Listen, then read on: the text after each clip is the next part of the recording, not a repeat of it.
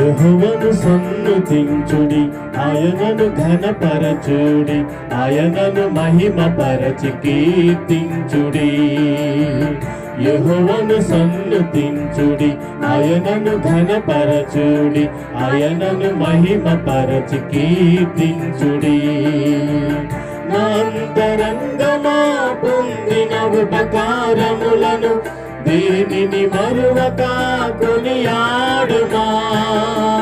నా అంతరంగమా పొందిన ఉపకారములను దేనిని మరువక కొనియాడుమా. ఆయననే నీవు ఆరాధించుమా, ఆయననే నీవు ప్రార్థించుమా, ఆయననే నీవు కీర్తించుమా. యెహోవాను సన్నుతించుడి, ఆయనను ఘనపరచుడి, ఆయనను మహిమపరచి కీర్తించుడి. యెహోవాను సన్నుతించుడి, ఆయనను ఘనపరచుడి, ఆయనను మహిమపరచి కీర్తించుడి.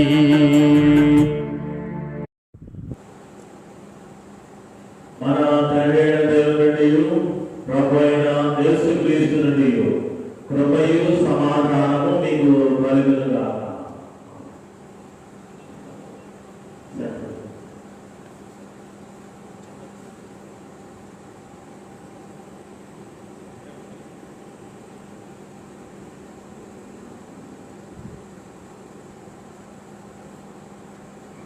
చిన్న ప్రార్థన చేసుకొని మనం ముందుకు సాగుదాం. ప్రార్థన. అత్యంత ప్రేమ కలిగినటువంటి మా ప్రియ పరలోకపు తండ్రి, మా ప్రభువా, మా దేవా, ఇదిగో మనైనా ఈ 2020వ సంవత్సరము అనేక ఉపక్రమములు మా మీదకి ఎలిసి పడుతున్నను. అలాగే మాదిరిగా అయ్యా మీ యొక్క వాగ్దానం మీద మీరు నిన్ను కాపాడువాడు కృపను నిద్రపోడనే వాగ్దానం ద్వారా మీ నెరవేర్పును మా జీవితాలలో కలుగు చేస్తున్నారు, అనుగ్రహం చూపిస్తున్నారు. వందనాలు. అది నీ కాపుదల, నీ భద్రత, నీ కృప, నీ ప్రేమ, నీ వాత్సల్యత ఇచ్చిని మేము స్మరణ చేసుకుంటూ ఏమిచ్చి నీ రుణమును తీర్చుకోగలము తండ్రి. స్తుతులు, స్తోత్రములు, హృదయపూర్వకమైన నీకు వందనాలు మీకు తెలియపరుచుకుంటున్నాం. దేవా, ఇదిగో మరైనా మే మాసము 4వ పరిశుద్ధ ఆరాధనలో ఉంటున్నాము. క్రైస్తవ క్యాలెండర్, లోకరన్ క్యాలెండర్ ప్రకారము ప్రభువా, ఇదిగో మరైనా ఆరోహణము తదుపరి పరిశుద్ధ ఆదివారపు ఆరాధనలో నేను స్తుతిస్తూ ముందుకు సాగుతున్నాం. ఇదిగో మరైనా ఈ విధముగా మరైనా నీ వాక్య ధ్యానము సమీపించి ఉండగా వాక్య ధ్యానమంతటిలో కూడా నీ యొక్క ఆధిపత్యమును ప్రదర్శించండి ప్రభువా. అనగా నీ సేవకులను నన్ను నీ యొక్క వశములో ఉంచుకొని నా సమస్తమును కూడా మరుగు చేసి నా యందు నీ శక్తి, నీ బలము, నీ ఆత్మావేశము, నీ వాక్చాతుర్యం, నీ సమయస్ఫూర్తి, నీ నడిపింపు నాకు దయచేసి నన్ను మీరు వాక్యము విత్తులో బలముగా వాడుకొని మీరే మహిమ పొందుకోనండి. అలాగే వినగలిగే చెవులు, గ్రహింపు చేసుకునే మనస్సు నీ బిడ్డలకి ఎవరు వారి గృహాలలో ఉండి ఆసక్తితో వినదలిచి ఉన్నారో అట్టి వారికి కూడా నీ నడిపింపు దయచేయండి. అర్థము చేసుకోగలి గైకొనే ఆ జ్ఞానమును, అట్టి నడిపింపు జీవితాలను దయచేసి ప్రభు ప్రతిఫల దీవులతో తృప్తిపరచుగా చేయమని యేసు నామములో ఈ ప్రార్థనను అడిగి వేడుకుంటున్నాము తండ్రి. ఆమేన్.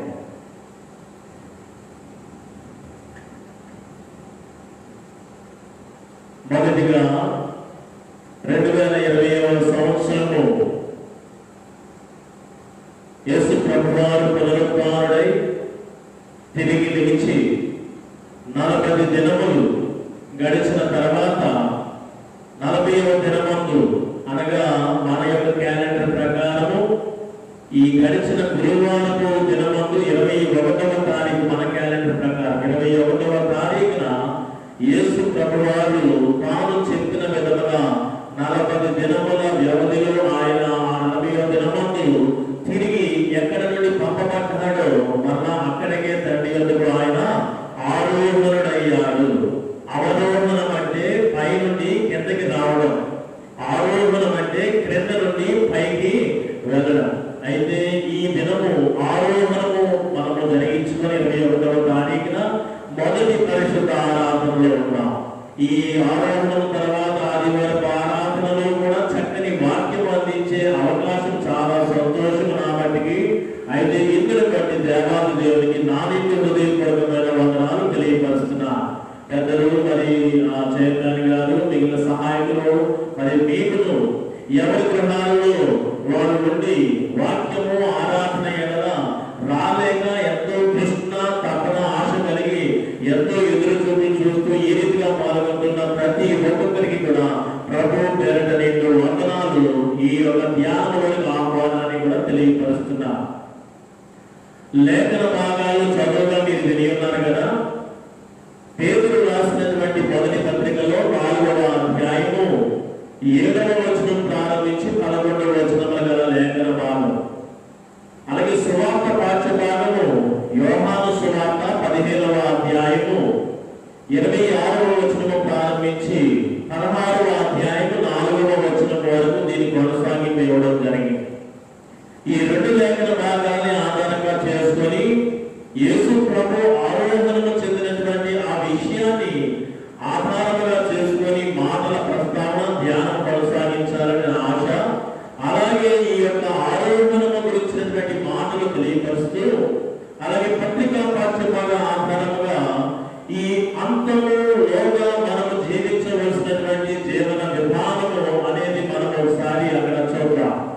ఈ యొక్క అంతము లేకపోతే దేవుని రాకడకు ముందు మనం జీవించవలసిన విధానము మనం ఈనాడు ధ్యానం చేద్దాం. ప్రియమైనటువంటి దేవుని బిడ్డలారా, మన పితరులు విశ్వాసులకు తండ్రి అయినటువంటి వాడు, దేవునికి సహోదరుడైనటువంటి వాడు అబ్రహాము. ఈ అబ్రహామును ఎందుకు ప్రస్తావించాలి అని అనుకున్నారంటే, మొదటిలోనే హెబ్రీ పత్రిక 11వ అధ్యాయం అంతా కూడా విశ్వాస పోరాటము సాధించినటువంటి యోధుల జాబితా ఈ హెబ్రీ పత్రిక 11వ అధ్యాయం అంతలో కూడా ఉన్నది. ఆ క్రమంలో అబ్రహాము నుండి ఎక్కువ వచనాలు రాశారు పౌరులు. అయితే రాస్తూ ఈ 11వ అధ్యాయంలో హెబ్రీ పత్రిక 10వ వచనం ఈ విధంగా ఉన్నది. దేవుడు దేనికి శిల్పియు నిర్మాణకుడునై ఉన్నాడు, ఆ పునాదులు గల పట్టణము వైపు అబ్రహాము ఎదురు చూచుచు నిరీక్షణతో ఉండేను అనే మాట అక్కడ రాయబడి ఉండదు. ఆ వచనం ఇక్కడ ఒక పదాన్ని 2 మార్లు నేను పలికాను. అబ్రహాము అంట దేవుడు దేనికి శిల్పిగా ఉండి నిర్మాణం చేస్తున్నాడు, ఆ పట్టణానికి పునాది ఒకటి ఉన్నది. పునాదులు కలిగినటువంటి ఆ పరిశుద్ధ పట్టణం. ఆ పరిశుద్ధ పట్టణం అంటే నూతన యెరూషలేము పట్టణం అన్నమాట, లేకపోతే దేవుని యొక్క రాజ్యం అన్నమాట, లేకపోతే పరలోక రాజ్యము లేదా నిత్య రాజ్యం అని మనము పిలుచుకోవచ్చు. అయితే అటువంటి రాజ్యము కొరకు, అటువంటి నూతన యెరూషలేము పట్టణము కొరకు ఈ పట్టణం గురించి అబ్రహాము ఎదురు చేస్తున్నారు. ఈ పట్టణము గురించి 2 మాటలు. ఈ నూతన యెరూషలేము పట్టణము దేవుని చేత నిర్మించబడి ఉన్నది. ఇది మొదటి విషయం. దీనికి పునాది ఉన్నది. ఆ పునాది గురించి 1-2 మాటలు మనం జ్ఞాపకం చేసుకుందాం. ఈ పునాది కలిగినటువంటి మాట ప్రస్తావించేది ఎందుకంటే ఆ పునాదిలో ఏమైనా ప్రత్యేకత ఉన్నదా? ఆ పునాదిలో ఏమైనా ప్రత్యేకత ఉన్నదా? ఉన్నది నిజముగానే. ఎందుకు అంటే ఇదే పౌలు భక్తుడు కొరింథీ సంఘానికి రాస్తూ మొదటి పత్రికలో 3వ అధ్యాయం 11వ వచనంలో ఈ మాట చెప్తాడు. మొదటి కొరింథీ పత్రిక 3వ అధ్యాయం 11వ వచనంలో ఏమని రాయబడతారంటే, ఇది వరకు వేసిన పునాది తప్ప వేరొక పునాది మరి ఎవరినో కూడా వేయనేరడు. ఆ పునాది క్రీస్తే. ఆ పునాది క్రీస్తే. చూసారు ఎంత చక్కగా రాశారు. ఇది వరకే వేసిన పునాది తప్ప మరి ఒక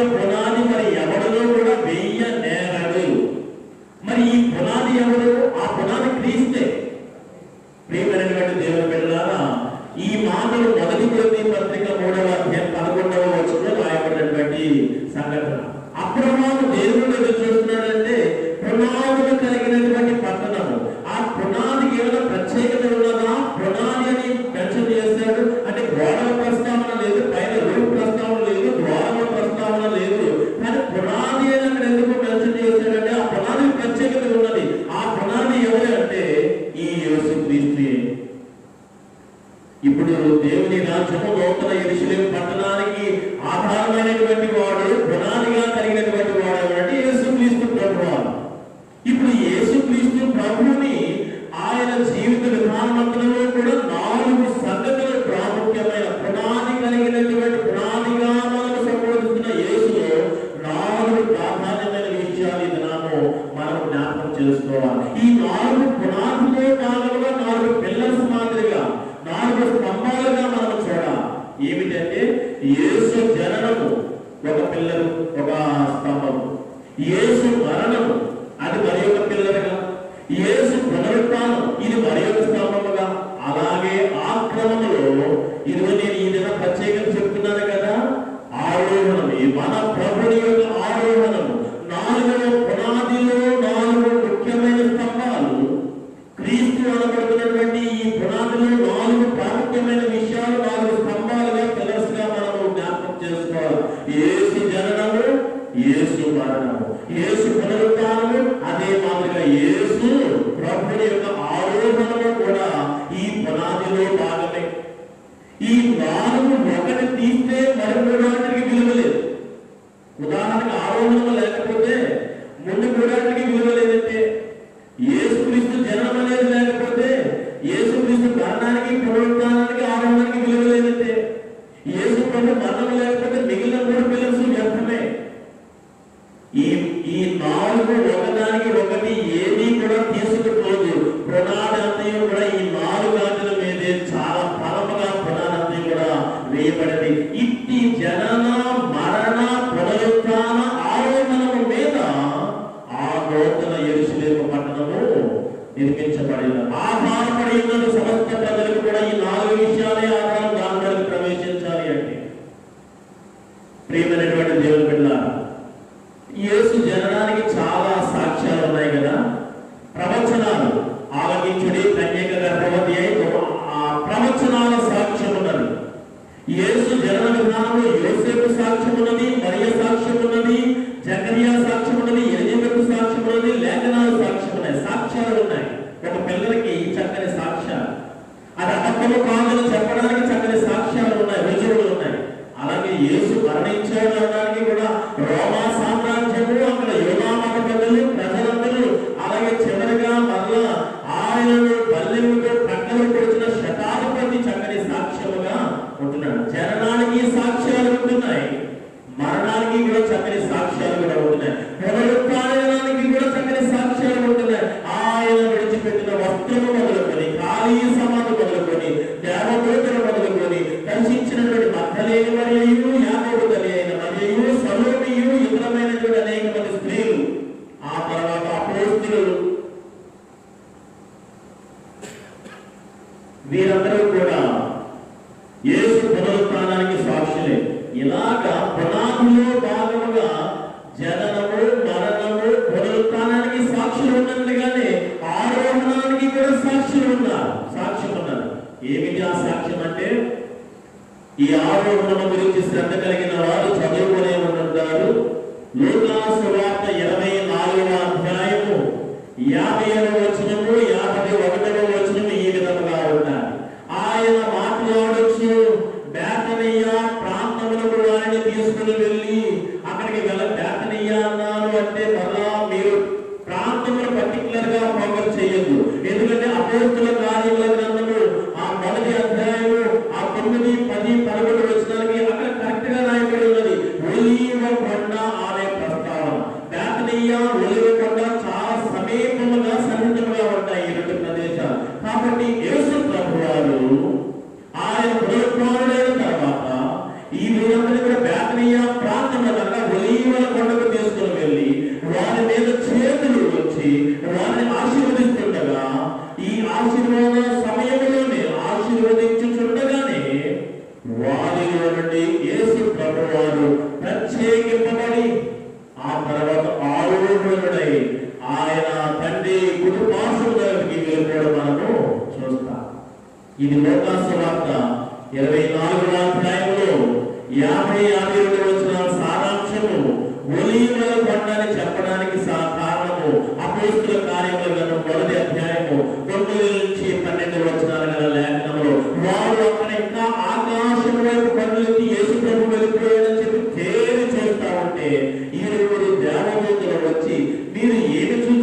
కాదు, యేసు మీ మధ్య నుండి ఏ రీతిగా ఆయన ఆరోహణయ్యాడో అదే రీతిగా మరలా మీ మధ్యకి ఆయన త్వరగా వస్తాడు. వారు అక్కడ నుండి సంతోషంతో తిరిగి మాటలు విని వెళ్ళిపోవడం చూస్తున్నాం. ప్రియమైనటువంటి దేవుని బిడ్డ, అయితే ఈ అడ్వాన్స్ సీజన్ క్రీస్తు జన్మ గురించినటువంటి అనేక విషయాలు మనము తెలుసుకుంటాం. అలాగే లెంట్ సీజన్ యేసు క్రీస్తు మరణ శ్రమ మరణాల గురించి ఎన్నో తెలుసుకున్నాం. ఈస్టర్ తర్వాత 5 వారాల ప్రస్తావన పునరుత్థాన కాలం అంతా కూడా మనం ఎన్నో సత్యాలు. అయితే పునరుత్థానుడైనటువంటి వాడు అయితే మరణించిన తర్వాత పునరుత్థాన సమయం మధ్య ఆ కాలము ఎక్కడికి వెళ్ళిపోయాడు, ఎక్కడికి వెళ్ళిపోయాడు, ఆ ఎక్కడికి వెళ్ళిపోయాడు అనే దానికి చాలా మంది అదేదో పెద్ద ప్రశ్నలాగా, అదేదో నిగూఢము రహస్యమైనది దానిలాగా మీరు చాలా ఇబ్బంది పడడం అవసరం లేదు. ఆయన ఎక్కడికి వెళ్ళిపోయాడంటే చరిత్ర మరలా సృష్టి ప్రారంభ దినానికి వెళ్ళిపోవాలి. ఏదేను వనము సంఘటన మీ అందరికీ తెలుసు కదా. ఏదేను వనములో జీవవృక్ష ఫలము మంచి చెడులు తెలియజేసే వృక్ష ఫలమును కూడా పెట్టి యెహోవా ఆదమ తల్లిదండ్రులైనటువంటి అవ్వ ఆదములకు ఈ యొక్క మంచి చెడులు తెలియజేసే వృక్ష ఫలము తినవద్దు, నిశ్చయముగా మీరు ఒకవేళ తిన్నారంటే నిశ్చయముగా మీరు ఆహారంలో చేస్తారు. మరణ ప్రస్తావన అక్కడే సంబోధించబడ్డారు బైబిల్ గ్రంథంలో మొట్టమొదటిగా. అయితే శోధనలో పడ్డాడు. శోధనలో పడడం వల్ల పాపపు జీవితం అలవర్చుకున్నారు. అపవాది ఆ పాపమును ఆయన అనుగుణంగా చేసుకుని ప్రజలు మనుషులందరిపైన ఆధిపత్యము అధికారంతో చెలాయించడం మొదలుపెట్టారు. ఈ లోపల ఏమైందంటే ఏదేను వనములను ముందుగా కెరూబులు అనేవి అక్కడ పెట్టాడు. కానీ యెహోవా దేవుడు కాలక్రమంలో ఏదేను వనము కనుమరుగైపోవడము, భూమిని నెలవిడిపించి భూమి యొక్క అంతర్భాగంలోనికి ఏదేను వనములు నెట్టివేయడము లేదా త్రోసివేయడం అనేది మనం గమనించాలి. అయితే ఇప్పుడు ఆ ఏదేను వనం ఉన్న ప్రదేశం ఇప్పుడున్న పరిస్థితులు మెసొపొతేమియా ప్రాంతముగా చెప్పవచ్చు.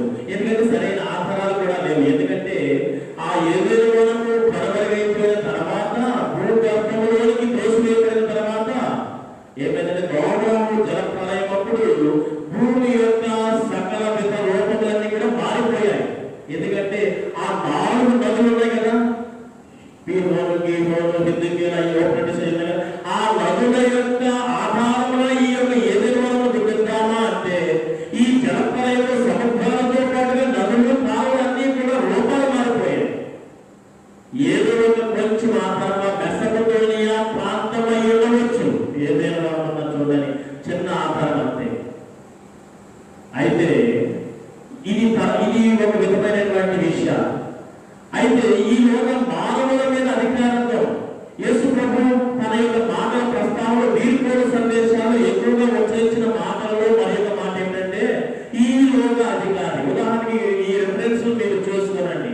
యోహాను సువార్తలో, యోహాను సువార్త 12వ అధ్యాయము 31వ వచనంలో ఈ విధంగా రాయబడి ఉంటారు. యోహాను సువార్త 12వ అధ్యాయము 31వ వచనము, ఈ లోక అధికారి ఈ లోకం నుండి త్రోసివేయబడును.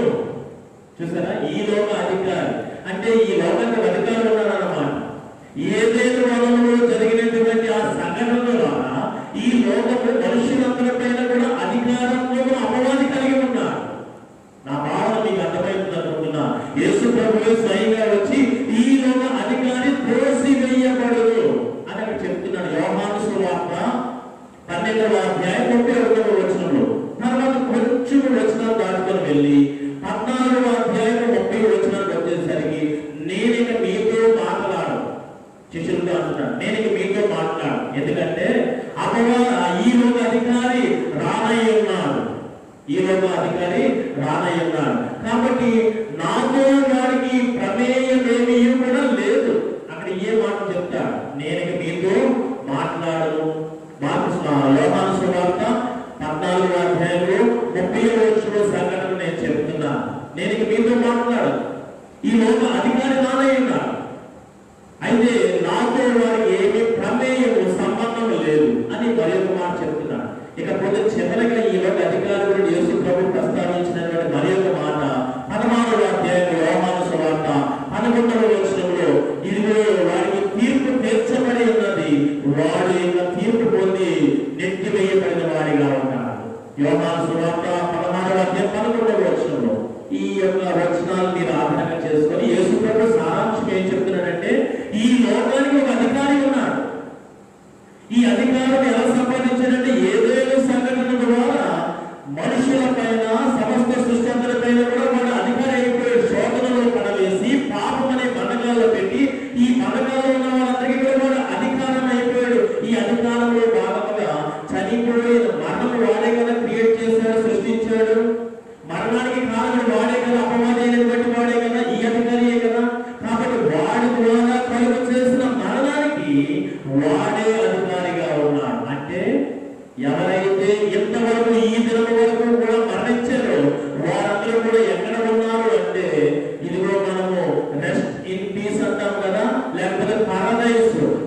ఆ పరదైస్ కూడా వాడి వశములోనే ఉన్నది.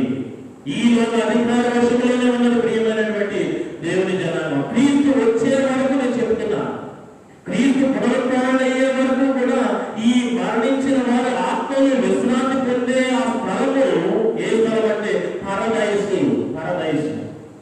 పరదైసు అంటే ఆత్మల విశ్రాంతి స్థలం అన్నమాట.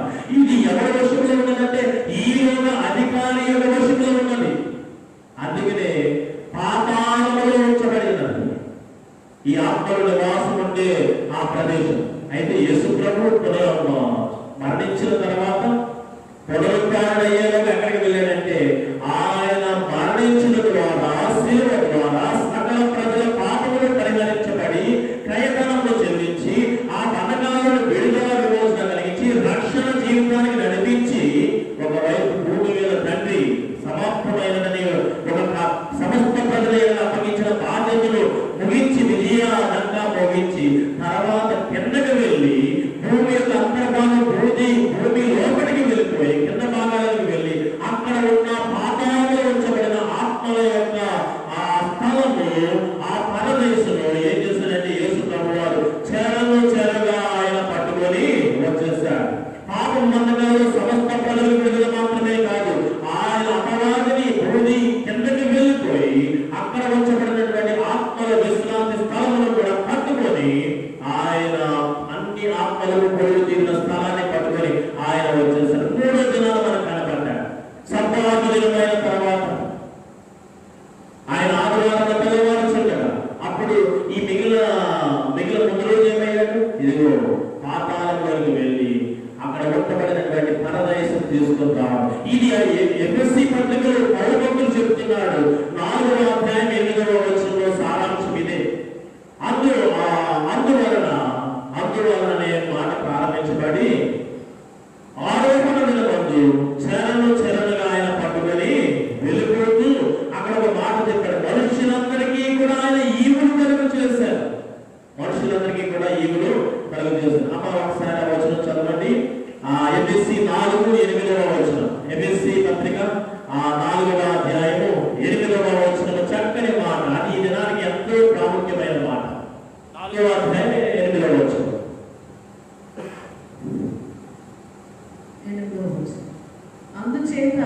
అందుచేత ఆయన ఆరోపణమైనప్పుడు చెరగా పట్టుకొని పోయి అంటే భూమి కిందకి వెళ్ళిపోయాడు. అప్పటి వరకు ఈ యొక్క అధికారి వశంలో ఉన్నటువంటి ఈ యొక్క పరదైసు ఆయన ఏం చేశాడంటే హ్యాండ్వర్క్ చేసుకున్నాడు. హ్యాండ్వర్క్ చేసుకుని చెరగా పట్టుకొని పోయి అక్కడ ఒక మాట చూడండి, విశ్వాసం అనే నేపథ్యంలో మాట్లాడలేదు. మనుషులందరికీ ఆయన ఏమో చేశాడు, ఈవులు కలుగు చేశాడు. అంతేనమ్మా, ఈవులు అనుగ్రహించాడు. మనుషులకు ఈవులను అనుగ్రహించాడు. చాలు తనగారు, థ్యాంక్ యూ. అయితే ఇక్కడ గమనించవలసింది, ఈ యేసు తదుపరి 5 వారాల ధ్యానాలు మీకు గుర్తున్నాయి అనుకుంటున్నారు. లేకపోతే 4వ వారం 5వ వారం ధ్యాన అంశాన్ని జ్ఞాపకం చేస్తాం. యాకోబు పత్రిక 1వ అధ్యాయము 16వ వచనం ఆధారంగా మదర్స్ డే రోజున మోసపోకుడి అని ఒక మాట చెప్పారు. ఈ ఈవులన్నీ కూడా మన సంపూర్ణమైన వరములన్నీ కూడా ఎవరు అనుగ్రహించారు మనకి? పరలోకపు తండ్రి, జ్యోతిర్మయుడైన దేవుడు మనకు అనుగ్రహించారు. కాబట్టి ఈవులు ఆరోహణ మందు యేసు ప్రభు వారు ఆయన వెలుతూ మనకి సమస్త మనుషులందరికీ ఈవులు ఆయన అనుగ్రహించాడండి. ఈవుడు ఆయన అనుగ్రహించాడు. ప్రియమైనటువంటి దేవుని బిడ్డలారా, కాబట్టి మోసపోకడి అని యేసు తర్వాత 4వ పరిశుద్ధ ఆరాధన టైటిల్ గా నేను వాక్యాన్ని అందించాను. 5వ పరిశుద్ధ యేసు తర్వాత 5వ వారము మిమ్మల్ని మీరు మోసపుచ్చుకొనగలి. ఎందుకంటే ఈ లోక అధికారి తీర్పు తీర్చబడి ఉన్నాడు. ఈ లోక అధికారి బయటకు త్రోసివేయబడ్డాడు. కాబట్టి ఈ లోకము మీరు మోసపోకడి, మీరు ఈ లోక మాలిన్యమును అంటించుకోనబడి.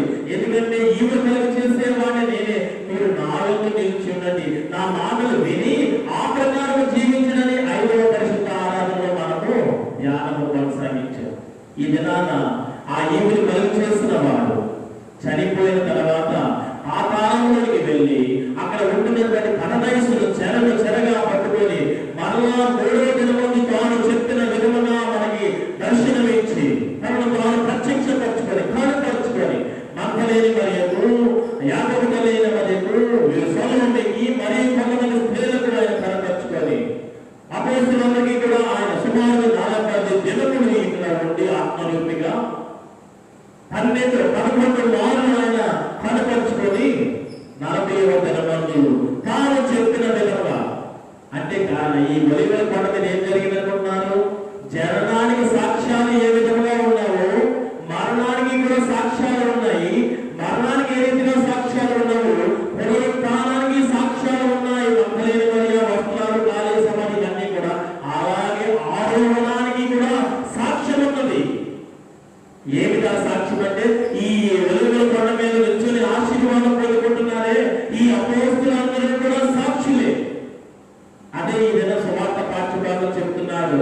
ఇదిగో నేను వెళ్ళిన తర్వాత 15వ అధ్యాయం యోహాను సువార్త 26-27 వచనాలు ఈ దిన లేఖన భాగంలో, నేను వెళ్ళిన తర్వాత సత్య స్వరూపి అయినటువంటి ఆత్మ మీ వద్దకు వచ్చి రాజుడు ఆయన సాక్ష్యం చెప్తాడు. అంతెందుకు, మీరు మొదటి నుండి నాతో ఉన్నవారు కనుక మీరే నా గురించి సాక్ష్యము చెప్తారు.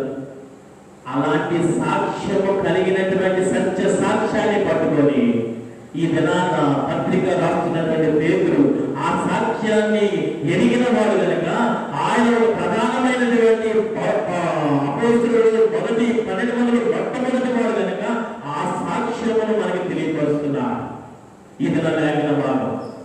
ప్రియమైనటువంటి దేవుని బిడ్డలారా, ఆ సాక్ష్యం ఏంటంటే యేసు పునరుత్థానుడయ్యాడు. ఆ పునరుత్థానం అయిన తర్వాత మాకు కనబడ్డాడు. మాకు కనబడిన తర్వాత ఆయన ఆరోహణమయ్యాడు. అయితే నేను యేసు ప్రభు నేల మీద నడుస్తామంటే ప్రభు నేను నడుస్తున్నానని ముందుకు వచ్చి అలా ఆత్మవిశ్వాసంతో గొడిగిపోయాను. నేను యేసు ప్రభు ప్రార్థన చేయమంటే గెత్సేమనే వనంలో ప్రార్థించకుండా మెలకువగా లేని స్థితిలో నేను నిద్రించిపోయాను.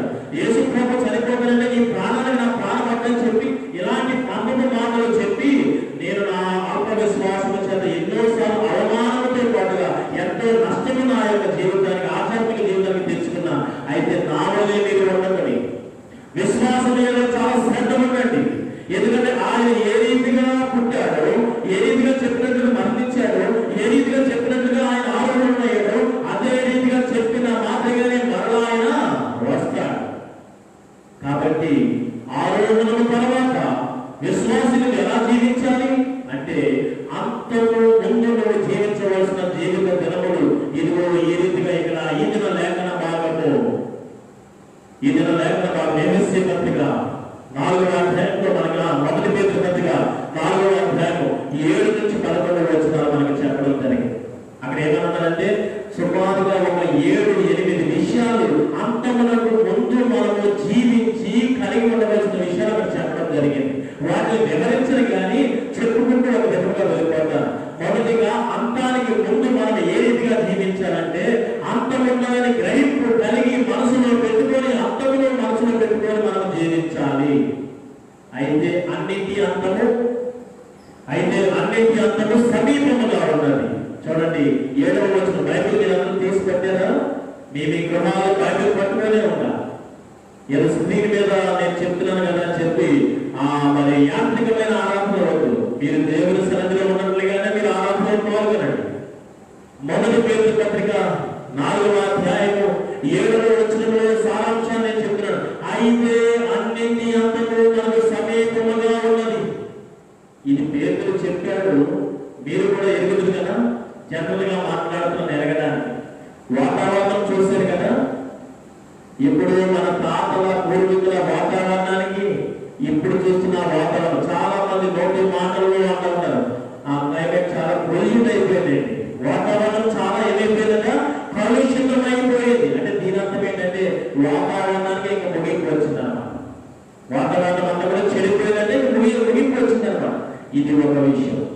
తెలుసు కదా ఈ విషయం. ఇది ఒకటి. తర్వాత ఆహార పదార్థాల విషయానికి వస్తే పూర్వీకులు తిన్న ఆహారం చాలా సారం కలిగినటువంటి ఆహారం.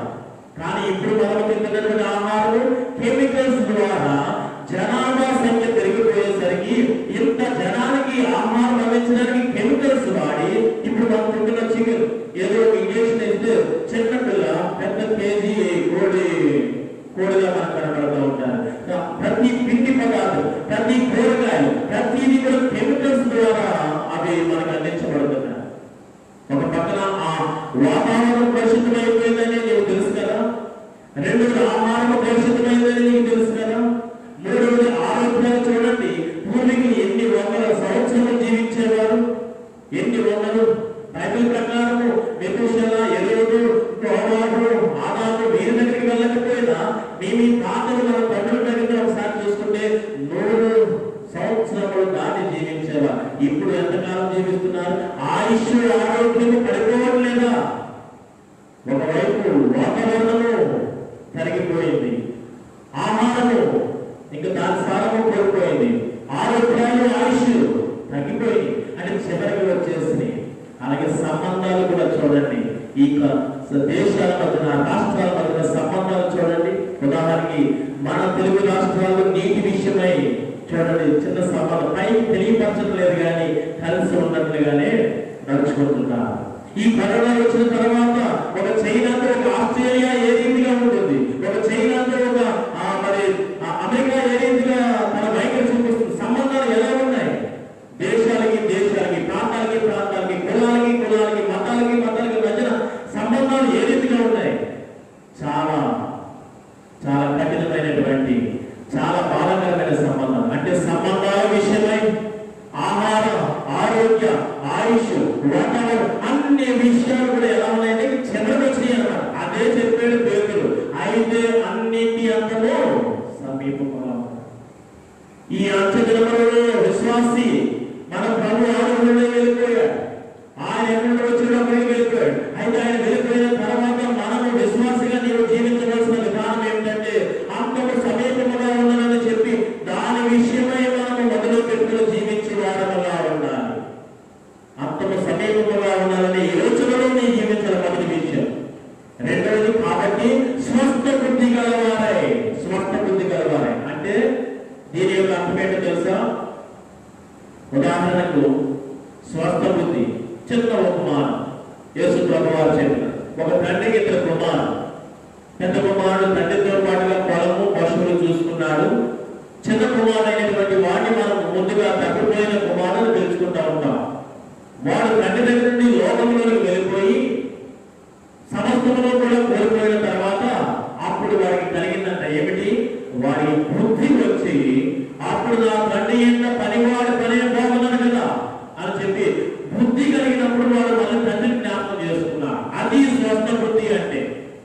ప్రియమైనటువంటి దేవుని పిల్లలు, ఒకవైపు ఆరోగ్యము, ఆహారము, వాతావరణము, సంబంధాలు అన్ని క్షీణించిపోతున్నాయి. అంటే లోకం అంతరించిపోతుందనే వివేచన లేకుండా, స్వస్థ బుద్ధి లేకుండా ఇంకా లోకమే స్థిరమనుకొని ఏ రీతిగా బుద్ధి హీనతతో లోకం మీద ఆధారపడి జీవిస్తున్నావు నీవు.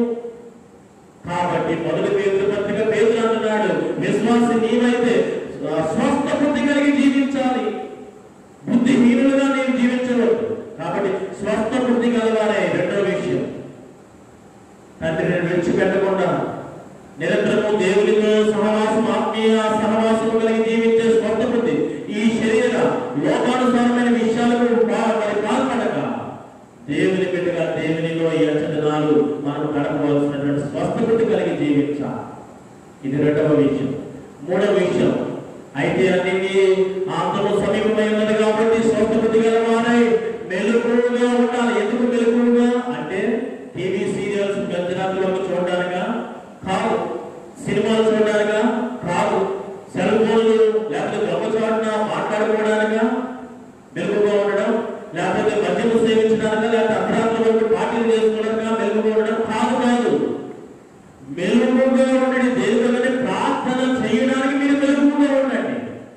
ఆ మాట కరెక్ట్ గా కంటిన్యూ చేసి రాశారు. మెలకువగా ఉండడం జరిగితే ప్రార్థించడం వరకు.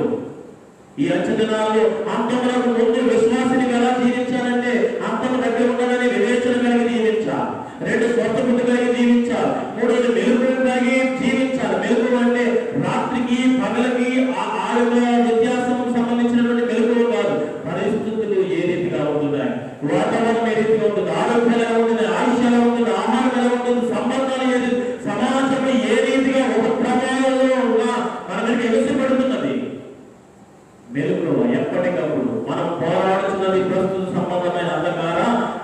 సంబంధమైన దేవతలు అధికారులతో కదా. కాబట్టి ఎప్పటికప్పుడు పోరాటంలో మెలుగువ తప్పనిసరి. మెలుగుని ప్రార్థనలు దేవుడితో ఎప్పటికప్పుడు టచ్లో ఉండి, ఒక ఆర్మీ వాడు ఆఫీసర్తో ఏదో టచ్లో ఉండి ఆర్మీ అంతా యుద్ధానికి ముందుకు సాగుతూ ఉంటారు. ఆ క్యాప్టెన్ ప్రకారం ఆ డైవర్స్ ఇస్తూ ఉంటే ఆ సైన్యం అంతా కూడా ఏ రీతిగా ముందుకు నడుస్తారు, అదే రీతిగా దేవునితో ప్రార్థనలో సన్నిహితంగా టచ్లో ఉండి మెలుగుతో మనం ఈ పోరాటంలో ముందుకు సాగిపోవాలి. ఇది మరి ఒక విషయం. నాలుగవ విషయం ఈ రీతిగా ఉంది. ఇంకొక విషయాన్ని కూడా చెప్పాడు. నిక్కటమైన ప్రేమ ఒకరి ఎడల ఒకరు మీరు కనపరుచుకోండి. నిక్కటమైన ప్రేమ. ప్రేమ గురించి మీ అందరికీ తెలుసు కదా. ఈ లోక ప్రేమ గురించి నేను చెప్పట్లేదు. పౌలు భక్తులు చెప్పినటువంటి ఒక్క అధ్యాయం కొరింథీ సంఘానికి రాస్తున్నాడు కదా. మొదటి కొరింథీ పత్రిక 11వ అధ్యాయంలో మొదటి నుంచి చివరి వరకునండి 13వ వచనం వరకు చాలా ఎంత నాకు నచ్చినటువంటి అధ్యాయం ఇది ఒకటి. మనుషుల భాషలతోనూ దేవదూతల భాషలతోనూ మాట్లాడేదను నేను ప్రేమ లేని వాడనైతే రోగిడి వచ్చును పనిగలను ప్రారంభమయ్యేందును. ఇది మొదటి వచనం. రెండవ వచనానికి వచ్చేసరికి ప్రవచించే ప్రభావము ఆ యొక్క జ్ఞానమంతయు కలిగినను పంటలను తగిలించగలిగే విశ్వాసం నాలో ఉన్న ప్రేమ లేని వాడనైతే ఆ విశ్వాసం అంతా కూడా వ్యర్థమే. మూడవ వచనానికి నేను పోషణ కొరకు నా స్కందయు ఇదిగో కాల్చబడటకు నా శరీరం అంతా కూడా ఇచ్చిన ప్రేమ లేని వాడనైతే ప్రయోజనమే లేనటువంటి కార్యాలు. ప్రేమ దీర్ఘకాలం సహించును ఓర్చును డాక్టర్గా ప్రవణికల్ని కూడా చెప్పుకుంటూ చివరికి ఏమని చెప్తారంటే 13వ వచనం కాగా విశ్వాసము నిరీక్షణ ప్రేమ ఈ మూడులో ఉంటాయి. అయితే చివరికి శ్రేష్టమైనది ఏమిటంటే ప్రేమయే. మళ్ళా మన టాపిక్ వచ్చేద్దాం. మన లేఖన భాగానికి నువ్వు ప్రేమ లేకుండా ఎంత భాషలతో మాట్లాడినా, ప్రేమ లేకుండా ఎంత విశ్వాసాలైనా, ప్రేమ లేకుండా ఎన్ని కార్యాలు చేసినా అవన్నీ కూడా వ్యర్థమే, ప్రయోజనం లేదు. కాబట్టి విశ్వాసి ఈ అంతంలో ముందు నువ్వు జీవించవలసిన వైఖరి ఎలాగంటే ఒకరిని ఏడల ఒకడు నిక్కటమైన ప్రేమ కలిగి మీరు జీవించాలి. అదే యేసు ప్రభు వారు మనకు చెప్పినటువంటి నూతన ఆజ్ఞలలో రెండవ ఆజ్ఞ, ఒకరిని ఒకడు మీరు మిమ్మల్ని వలె మీరు ఒకరిని ఒకడు ప్రేమించుకున్నాడు. ఇది మరి ఒక విషయం. అంతములకు ముందు విశ్వాసం జీవించవలసిన విధానం గుర్తున్నాయా? అంతము దగ్గర ఉన్నదని ఎరిగి జీవించాలా, స్వస్థ బుద్ధి గలవారే జీవించాలి, మెలుగులోని ప్రార్థనలో దేవునికి టచ్లో ఉంటూ జీవించాలి, ఒకరినొకడు ప్రేమించుకున్న వారిగా ఉండాలి. ఐదవ విషయము కూడా సనుగు కొనక ఆతిథ్యమును మీరు ఇవ్వాలి. సనుగు కొనక ఆతిథ్యం. కొందరు ఆతిథ్యం ఇచ్చియే ఆశీర్వాదము పొందిన సంగతి మీకు తెలుసు కదా. కొందరు అనే కంటే డైరెక్ట్ గా వ్యక్తుల దగ్గరికి వెళ్తే బెటర్. అబ్రహాము వారి సతీమణి శారా ఇరువురు కూడా తెలియకే దేవుడు మా మధ్యకు వచ్చాడని, దేవదూతలు మా మధ్యకు వచ్చిన తెలియకే ఆ రాత్రి జామయందు ఒక దూడను వదిలించి అంతమందికి ఆ కోడుకులను రోడ్లో తిరగట్లో వేసి, మనకైతే మెషిన్స్ వచ్చి గ్రైండర్లు మిక్సీలు వచ్చాయి, అప్పుడు ఆ తిరగట్లో వేసి వాటిని పిండిగా పట్టి ఆ రాత్రి జామయంత తీసుకు రొట్టెలు చేసి ఒక పక్కన దూడను వదిలించి దానంతటినీ కూడా ఎంత శ్రమని, ఒక్క పావు కిలో అరకిలో చికెన్ తెస్తే దాన్ని వండడానికి ఎన్ని తిట్లు తిడుతూ ఉంటారు. ఏదో పెద్ద శ్రమ పడ్డట్టు. ఎవరైనా ఒక అతిథి ఇంటికి వస్తే ఏదైనా ఒక టీ పెట్టడానికి ఎంత తిట్టుకుంటూ వంటగదిలో కిచెన్ రూమ్లో వెళ్ళి తిట్లు పురాణం, ఇక్కడికి ఇచ్చేటప్పుడు వేషధానంతో కూడిన ప్రేమ, ఇదంతా వ్యర్థమే. అంచెదినాల్లో మీరు ఏ రీతిగా ఉన్నారంటే నిక్కటమైన ప్రేమ కలిగి ఉండాలి ఒకరి ఎడల ఒకడు. క్రైస్తవ సోదరి సోదరుడు, ఇది మరి ఒక విషయంగా నేను మీకు తెలియపరుస్తున్నాను. కొంచెం మనం దాటుకొని 6వ విషయాన్ని నేర్చుకున్న ముందుకు వెళ్ళి దేవుడు మీకు తన కృపగలది మీకు ఇస్తున్నటువంటి సమస్త ఆ యొక్క కృపావరములను మీరు అనుభవిస్తున్నప్పుడు ఉపచారము చేయండి. సామర్థ్యము మళ్ళా చెప్తున్నాడు మనం వచ్చిన కిందకి వెళ్ళిన తర్వాత సామర్థ్యము కలిగి మీరు ఉపచారము చేయండి. ఒకలా చెప్పాలంటే సాధారణమైన మాటకు తీసుకుని వస్తే ఒకరికొకరు సహాయపడకుండా జీవించమని దాని అర్థం. ఉపచారం, పరీక్ష ఇవన్నీ ఒకే కోవకు సంబంధించినటువంటి మాటలై ఉంటున్నవి. కాబట్టి ఒకరి ఎడల ఒకరు సహాయకులుగా మీరు జీవించారు. దేవుడు కొట్టుకొని మీరు మంచి గృహ నిర్వాహకులుగా ఉండాలి. మరి ఒక విషయం కూడా చెప్తున్నాడు. ఈ అంచెదినములలో అంతములకు ముందు విశ్వాసిని ఎలా జీవించాలంటే నీవు మాట్లాడుతుంటే దేవోక్తులు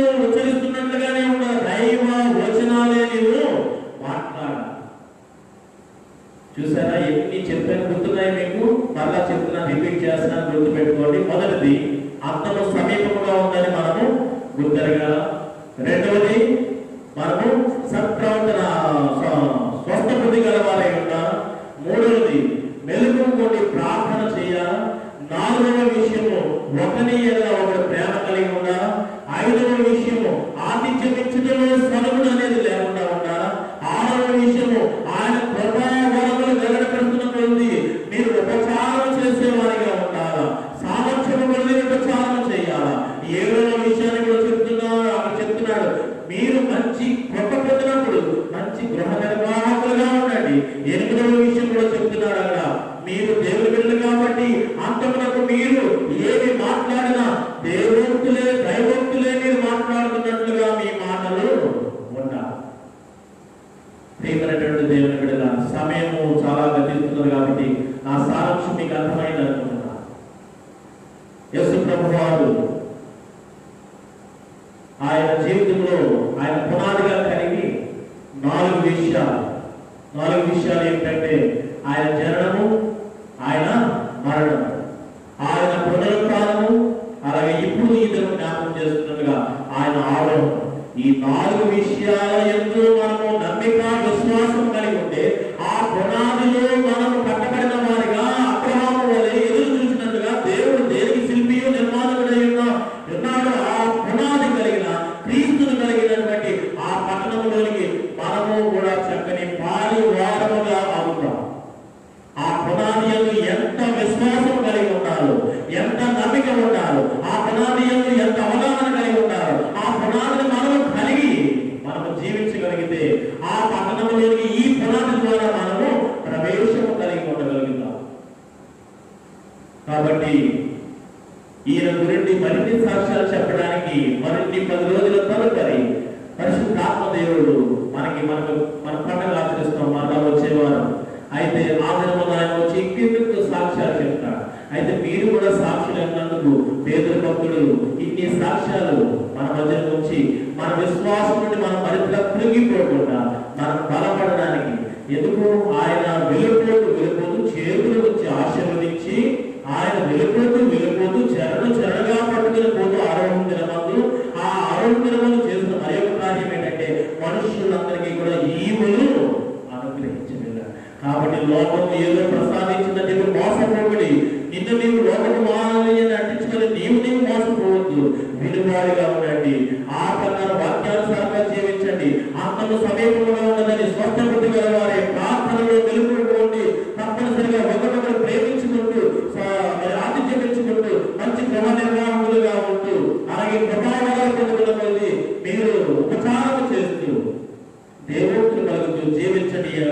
అంచదనమంతా కూడా ఆయన ఎప్పుడు వస్తాడో తెలియదు. దేవదూతలు చెప్పే కదా వారి ఇంట్లో యేసు ప్రభు ఆరోహణ వెళ్ళిపోతూ ఉంటే కళ్ళు అప్పగించి చూస్తున్నారు మేఘాలలోనికి. అప్పుడు 7 మనుషులు వచ్చి దూతలు వచ్చి మీరు ఎందుకు ఇంకా చూస్తున్నారు, ఆయన తండ్రి ఇప్పుడు వారసులకు వెళ్ళిపోయి ఉన్నాడు. ఆయన ఏ రీతిగా వెళ్ళడం మీరు చూశారో అదే రీతిగా వస్తారు. అంటే మనము ఈ ఆరోహణ జ్ఞాపకం చేసుకోవాల్సింది ఏంటంటే ఆయన వెళ్ళాడు అనే దానికంటే వెళ్ళిన వాడు మరలా తిరిగి వచ్చేస్తున్నాడు అనేది మనలో పెట్టుకొని మిగిలిన ఈ 10 దినాలు జీవించే వారిగా ఉందాం. మాటికి నేను మరలా ఈ 7-8 విషయాలు జ్ఞాపకం చేయడం కాదు, కానీ ఈ 8 విషయాలు మన హృదయాల్లో పెట్టుకుని ఆ ప్రకారం జీవించడానికి మనం ముందుకు సాగుదాం. తప్పనిసరిగా మనము కూడా ఆ మృతుల పునరుత్థాన దినమందు లేకపోతే ఆయన వచ్చే దినమందు మనం జీవ పునరుత్థానంలో ప్రవేశించడానికి ఆ అట్టి కృప ఆయన మనకు దయచేస్తాడు. ఆ అవకాశం మీరందరూ కూడా పొందుకోవాలని నేను సేవకులుగా ఆకాంక్షిస్తూ అట్టి కోరికతో నేను ఉంటున్నాను. పరిశుద్ధాత్మ దేవుడు అట్టి నడుపుతూ మీకును మీ కుటుంబాలకు సంఘమందరికీ కలుగు చేయాలని కోరుకుంటూ ఆ పునాదులు కలిగిన పట్టణంలో అబ్రహాముతో పాటుగా ఆయన వాసులుగా విశ్వాస వాసులుగా మనము కూడా ఆయనతో సహజీవనం జీవించే భాగ్యము దేవుడే కలుగు చేయాలని కోరుకుంటూ ఈ మాటను ఎందరితో ముగిస్తున్నాను. ఆమె సమస్త జ్ఞానంలో మించిన దేవుని సమాధానము యేసుక్రీస్తు వల్ల మీ హృదయాలకు మీ తలపులకు కావాలి.